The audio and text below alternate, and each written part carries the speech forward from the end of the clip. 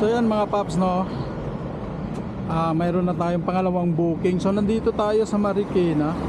Okay, so mayroon tayong booking. So malayo kasi yung pick up, 2 kilometers yung pick up. Alright, so ayun na nga, tatawagan na natin. Hello ma'am, joyride po. Ma'am, papunta na ako dyan sa pick up point nyo. Makakapag-antay po ba kayo ng mga 7 minutes? Kasi malayo po yung ating panggagalingan. So 7 minutes yung tatakbuhin ko papunta dyan sa inyo. Sige sir, mag-aantay po ako. So tatawagan na lang kita ulit pagka nandyan na po ako ma'am, ano? Sige kuya. Sige ma'am, papunta na po ako dyan. Salamat.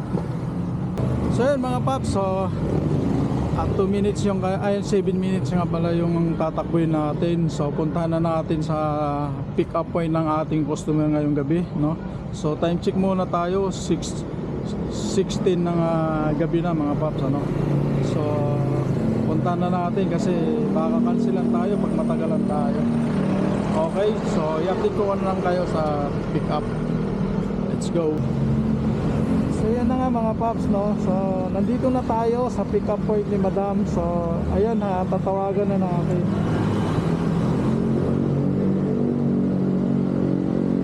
Ay putik,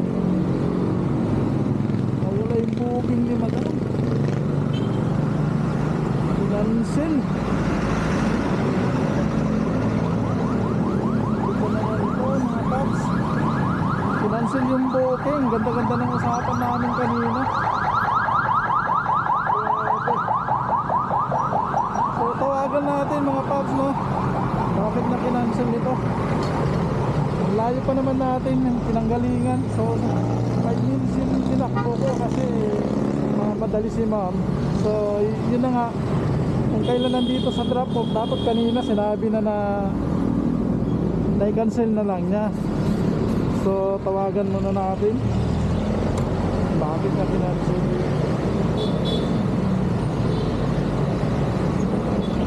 Hello ma'am. Ma'am, nandito na po ako sa pick-up point nyo. Bakit na kinancel yung booking nyo? Pasensya na kuya, ang tagal mo kasi nakasakay na ako sa iba. Ay, ulitin na yan. Ang ganda ng usapan natin kanina ma'am Sabi ko papunta na ako dyan. Sabi ko nga pa nga huwag nyo i-cancel Pasensya na kuya, nagmamadali ako. Hindi dapat, sinabi nyo na lang kanina na i-cancel nyo na lang. Hindi yung pinapunta nyo pa ako dito tapos kakancel nyo lang pala. Sayang din yung oras at saka yung gas ko na pagpunta rito tapos kinansilan nyo lang ako. Ano gagawin ko kuya? Nakasakay na nga. Kuha ka na lang bago booking mo. Bahala ka dyan. Pastos na customer yan. Tinawagan ko kanina na huwag i-cancel tapos sasabihin niya nakasakay na siya ng iba. Putik na yan. Mukhang sanay na si Madam yung ganito nga pagbubok niya, no? So sa tingin ko madalas na ginagawa ko mga paps, yung magdo-double booking siya tapos sino mauna ay doon na siya sasakay tapos paasa pa siya na mag-aantay daw siya. So grabing ginawa niya. 2 kilometers yung pick up niya tapos sabihin sa'yo bahala ka na dyan. Diba ang saklap mga paps? Pasalamat ka Madam, talaga babae ka, pero kung lalaki lang makakatiging ka sa akin ng mura. So yun na nga mga paps ko, no? Kaya kayo mga nagbabalak mag-MC taxi mga paps, no? So hindi lang ito ang mararanasan nyo mga paps ko. So ayun na nga, wala na tayong magagawa. Sinatayan na tayo ng punya. So ayun, tanggapin na lang natin mga paps.